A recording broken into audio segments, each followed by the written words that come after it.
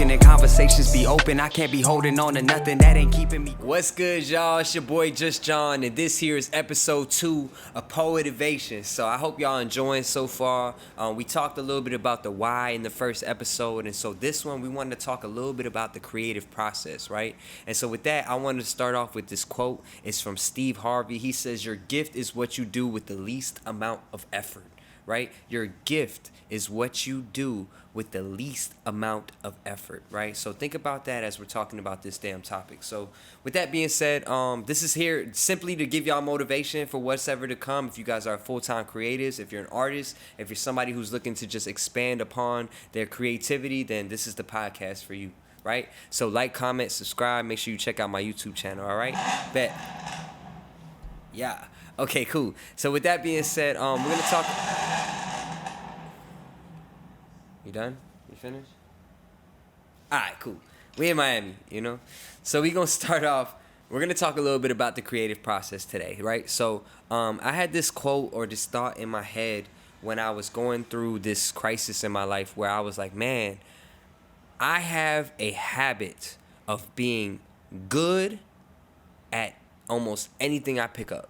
Right? Like I'm just good naturally. Like it doesn't take me long. I'm like a sponge, right? Like with anything that I decide to put my effort towards, I'm very good at. But there's certain things that I excel in, right? And there's certain things that there's certain things I'm probably not that good at, right? It just takes practice and repetition, right? 10,000 hours.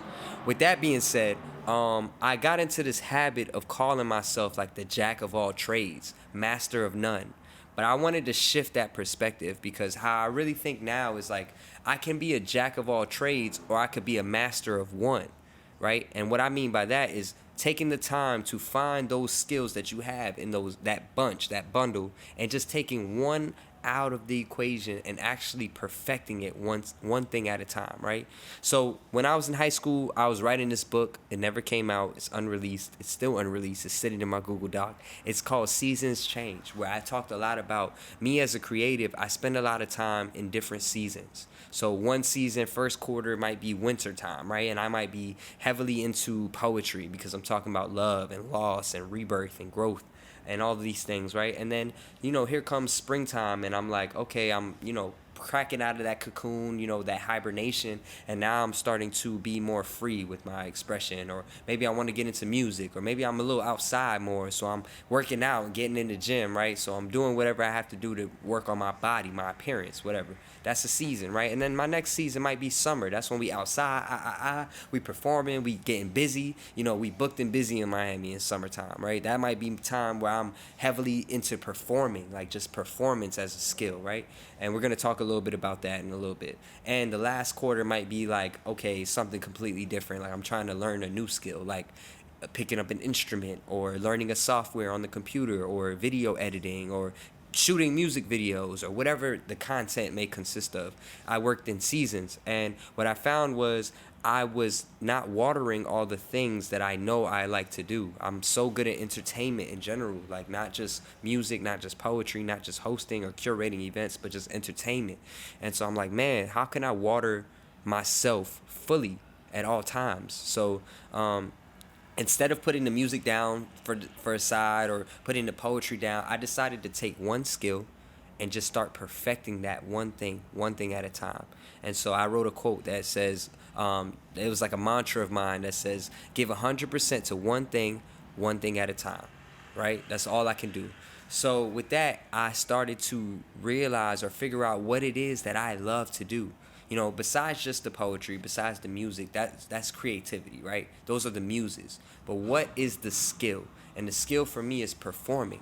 I love to perform. I love to be on stage. I love to show people that I know how to control a room or a crowd, or how to utilize a microphone to get people's energy, or for them to feel my energy, right? So I started to hone in on that. And so a lot of people ask me for advice as far as performing or cracking out of their shell. And I didn't want to use this podcast to just speak on like the shallow or like the surface level of that, right? So I broke it up into three kind of categories: beginners, intermediate, and experts. So, just to keep it simple and simplify things, if you're a beginner, if you're new to this, I'm going to offer some advice to you as well as somebody who may be kind of seasoned or intermediate. Maybe you're fresh out of high school. Maybe you're whatever state or whatever place you are in life, but you're just kind of getting your feet dabbled into more of your artistic passions, right? And then the experts are the ones who's been doing this. Maybe you're listening just to support just John, but you're like, man, maybe I can get a little gems out of this. So I'm going to be talking to y'all too today, right?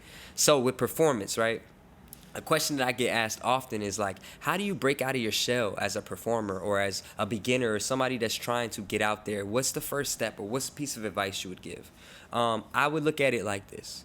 If you are trying to step in the realm of anything, if you're trying to dabble or get your feet wet in anything that you decide to do in life, the best thing to do is to surround yourself around that, right? Like there's millionaires that talk all the time about you're as rich as the people around you, right? Wealth as far as knowledge, but also like monetarily. But to think about it to the lamest of terms, it's like you can't become a poet if you're not surrounding yourself around poetry, right? You can't be a musical artist if you're not consuming yourself around the music, right? So I would say to any beginner, like consume yourself into something that you love, like your passion, the why, consume yourself in it, because what ends up happening is you start to get inspired by the people that you see do it, or the people around you, or the why, or the process. You get me? So for any beginner that's out there that's maybe starting to pick up poetry, or maybe you're getting into music, or maybe you're doing podcasts, or maybe you're a dancer, whatever it is, a comedian, whatever you think or you want to do with your creative passions, do it. But you have to consume yourself in that, right? For my intermediates, maybe you're like, man, I do this already. I'm around the scene often. I connect. I network. I show. I not only perform, but I gauge a room. I talk to people about what I do. I network, right? That's for intermediates or people in between the beginners and intermediate. That's also a gem, right? Not only going to shows and performing, but plugging yourself in. Not just plugging yourself in on stage and saying your social media, but actually going around the room and introducing yourself. I had a show today, as you can see. Probably, if you guys were there, you guys know I'm wearing the same fit from Tracy and Friends, right? Supreme and Friends. And today we had a block party type of performance, and it was mad people from the music industry there. It was people that was from all walks of life and journeys that I've been through being in Miami. And I'm talking, I could name drop, so I'm gonna do that because that's what I do. Major Nine, Tierra Trinice, Flow Kid, we seen Tracy, of course. So many dope artists, and then the talent that was there. I won't shout out every artist that performed, but every single artist that graced the stage was talented, and I seen everybody start to network. That's one thing that in Miami that we suffered from. It was like the lack of collaboration. We see states like, or cities like Atlanta or New York get together and become collectives or record labels, or they just support each other. They put each other on, they get each other indoors, and Miami wasn't really doing that. It kind of was like crabs in a barrel at one point, and so to speak positively on my city, I'll say that we're starting to do that more often. We're starting to collaborate. We're starting to support each other, come outside and actually like engage. Not just, oh, I'm performing, so I gotta be here. I'm gonna pull up right before my set. But no, it's actually engaging with the crowd. It's showing face, supporting one another, because that's how you build community. So for my intermediates, maybe you're out here, maybe you're performing, maybe you're that person that's been doing some free shows, you've been getting booked, but you're kind of struggling with like finding the balance in between. I would say just get your face known more often. Let people see you for who you are, because I talked a little bit about in my last episode, the why is not like what makes me a poppin' artist isn't the demand. It's what I bring to the table. So if they see your face more, if they know more about what it is that you do, then you have more of a demand. People are going to come to you and book you and ask you to do shows. Why? Because you're not only supporting already, but two, you're also already in the room. They're seeing your face. They're remembering who you are. You know what I'm saying? So just for my intermediates, the people out there that want to like take it to that next level, then that's what I think you should do, right? And then for my experts, the ones who season in this, the ones that you walk into a room and you're probably already known. You're dapping up 5, 10 people just because they know who you are, or they think that you're performing, and chances are you're just there to support already because you passed this intermediate phase and you're in the expert phase, right? So with that, my experts in the room, we tend to be like very anominal. I don't know if that's the correct word, but I guess I'll say we tend to be very like selective with where we perform or where we go or where we show face or how many times we step on the mic. And I get that. I get the demand or the want to have people actually be there for you when it's your time, you know, whether it's headlining or feature or a big concert or a show, or maybe you just dropped the album, whatever it is.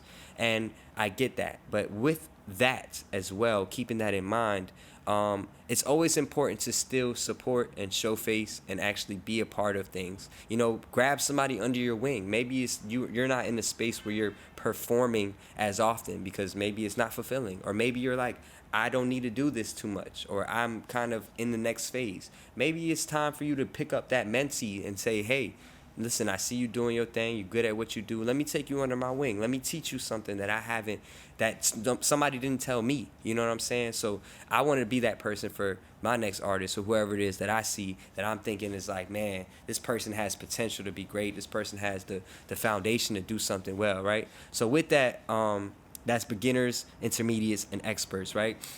So I wanted to talk about the creative process, and I chose the skill specifically of performing. And for me, that's like my greatest asset. That's something that I love to contribute and I bring to the table because I feel I'm very deep into communication. I know how to speak. I know how to speak on the mic. I know how to be personable.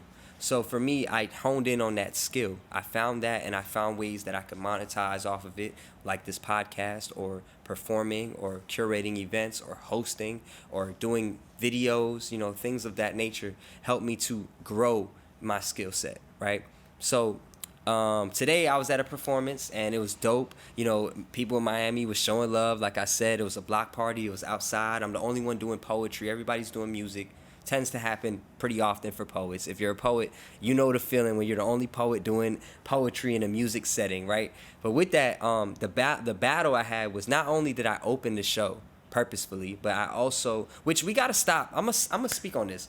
Us as artists need to stop running away from opening up shows. Like, if you don't realize the significance of being an opener, then you need to stop and take a glance at like real performers, because honestly, it doesn't matter where you fall in a set. Most people try to find themselves at the end, and typically people are leaving at the end because they've seen who they wanted to see already, right? So typically the opener is 10 times out of 10 the one that sets the energy and the tone for the event, right? So for me, I'm opening, I'm like, cool, it's no pressure. I'm the only one doing poetry, everybody's doing music. I gotta bring it, right? So my energy was there, the crowd's feeling me. I'm doing a couple of poems, I'm engaging, I'm making eye contact, I'm performing my poems, and I love to do this thing where I improvise. So I know my poems and my music so well that like I could perform. You guys ever seen the movie Soul on Disney, where like you're just so into what you're performing that like you just feel like you're in another place, and then you open your eyes, you're like, wow, I'm here, right?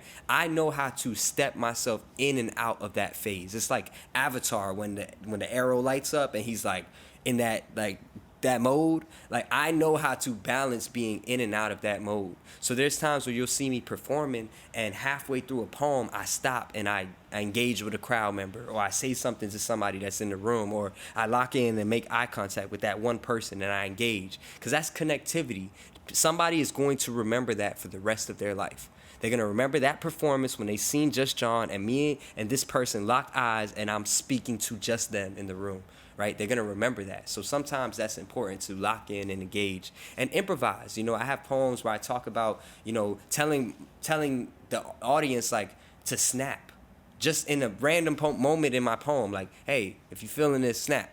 Bomb, they start snapping. Cool, y'all follow directions. I love it. And I go right back into the poem. Why? Because it lets people know, like, hey, I'm still here. You know, we break that fourth wall. For all my actors out there, my thespians, you're breaking that fourth wall, right? And that's a beautiful thing to do as an artist, because you're able to to lock people in. It keeps people on the edge of their seat when they see you, you know? So if you have that poem, you know it's that hitter. If you have that song that you know it's that hitter, that you know that you got lines in there that people go crazy for, you've done it 3, 4, 5, 7 times, and you're like, okay, I know the certain points, then focus on connecting with people during those times. Like, we tend to be like, oh, we know people about to go ooh and ah at this line, so let me look cool and say this and stand up with my arms folded and my hands in my pocket because I know people gonna eat this one up. And that's cool, but it's also about connecting. Like, okay, cool, I know you gonna connect with this, so now let me add another layer to that. Let me be so confident that I knew you were gonna connect with this, that I dap you up because I'm like, I knew you knew that this was coming. You know what I'm saying? Little things like that help add to a performance. So that's a little bit about my creative process. I guess speaking on performing specifically, like that skill set. I know I didn't dabble too much in the creative process of writing and actually creating the art. We could talk about that in the next episode, but I just wanted to give you guys those little gems because I just came from a show, literally just came from a show, and was like, man, I gotta drop this podcast for y'all. So this is POETivation, and I hope you guys enjoyed this. This has been awesome, and I love to see you guys at the next episode. Let's get it. Peace. Cause we be laughing and joking and conversations be open. I can't be holding on to nothing that ain't keeping me growing.